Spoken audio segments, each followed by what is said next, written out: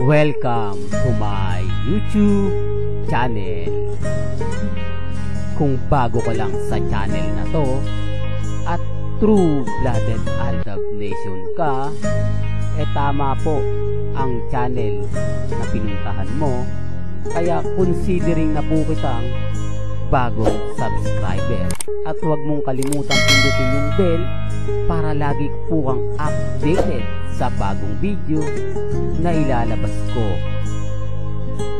Salamat po sa iyong pag-click sa channel na to.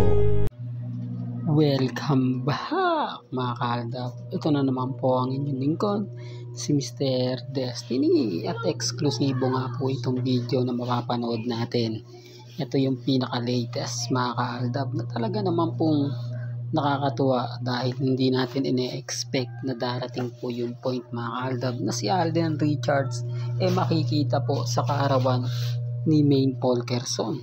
Nakakagulantang mga kaaldab dahil kumbaga yung mga post, mga update po natin sa social media talaga nang nakikita na ngayon at talaga naman pong pinag-uusapan. Sabi ko nga po sa inyo dito po sa channel ni Mr. Destiny, tayo lang naman po yung maglalabas ng mga ganito. Tayo lang naman po yung po pwedeng magpakita ng mga ganitong update. Hindi naman po nila ipapakita yan. Ba Ultimo Alden Fanatics, hindi po ipopost na nagkita o nagkausap nga po sila Mengay at si Alden. Pero hindi naman po pwedeng makalusot yan sa mga taong malalapit sa pamilya Polkerson at pamilya Mendoza. Di po ba gaya nga po ng sinasabi natin at pinapakita, importante lang naman po dito yung taong magsasabi ng totoo, yung taong kumbaga nakakakuha ng update. Sabi ko nga po sa inyo, mas maganda pa po yung mga sinasabi nila na taliwas naman po sa mga gustong ibato na mga army. Sa ngayon masaya po ako mga kaaldab dahil hindi sino ba naman po hindi sasaya makikita mo si Alden Richards nakasama si Mengay. Ito po yung unang pagkakataon mga kaaldab na kumbaga hindi mo ine-expect, di po ba, na papayagan po ng management na pumunta nga po si Alden Richards sa birthday ni Maine Polkerson kasama ang ilang legit double cards. Dito pa lang po mga kaaldab may mali na dito pa lang po may kita nyo na parang kakaiba ngayon, parang hindi natin ine-expect na darating sina Alden Richards para lang po magpakita. Kumbaga hindi natin ine-expect na darating yung punto mga kaaldab na tayo na po yung wagi dito. Bakit nga po ba pumapayag na yung management na makita si Alden Richards? Bakit kaya may mga ganito ng kaganapan at pangyayari na taliwas po sa mga sinasabi at opinyon ng iilang netizen? Di po ba? Kaya nga kaitaan nyo naman po na pagdating sa channel na ganyan, updated na updated tayo sa mga bulag, sa mga bingi, sa mga magre-react po. Nako, edited yan. Hindi po ako namimilit mga kaaldab. Alam ko maraming magugulat, maraming mabibigla sa mga naganap at sa mga nangyayari. Kasi yun naman po talaga yun naman po talaga yung sasabihin nila na hindi totoo yan, edited yan. Imposible pong pumunta si Alden Richards sa birthday celebration ni Mengay. Sa panahon ngayon mga kaaldab, ramdam naman po natin ngayon ang presensya ng Aldab. Hindi natin alam bukas sa makalawa na mag-iba na po yung tema, mag-iba na po ang buong istorya. Kasi kumbaga yung pelikula po ng Aldab tuloy na po ito. Wala na pong makakapigil to. Mauuna lang po talaga yung pelikula nila Katnel. Susunod na po ito. Sabi ko nga po sa inyo, mas papabor ito sa Itbulaga. Ito yung comeback movie na inaabangan ng lahat. Ito yung comeback movie na magko-collaboration ang MZ Films at yung kumpanya ni Alden Richards. So, sa dami na mag-react sa akin, sa dami ng mga bitter na magsasabi sa akin na kumbaga, alam nyo Mr. Destiny, may mga bagay-bagay na kaganapan. Di po ba, sabi ko nga po sa inyo dito po sa channel ni Mr. Destiny, 101% updated po kayo. Ano man po yung mga nababasa ninyo, napapanood ninyo, napapakinggan, relax lang po kayo. Maging kampante, maging matatag. Diba, sa dami ng mga nagbabatikos po sa akin, sa mga nagsasabi sa akin ng ganito ganyan, wala pong problema yan. Kasi ako hindi naman po ako nagpapa-apekto at never po tayo magpapadala sa mga sasabihin, sa mga komento, kasi alam nyo po mga kaaldab na si Mr. Destiny 101% updated po tayo. Lalo na po ngayon nararamdaman naman po natin ang presensya ni na Alden Richards at ni Maine Polkerson. Sa ngayon mga kaaldab, ito na po yung ebidensya ko at resibo.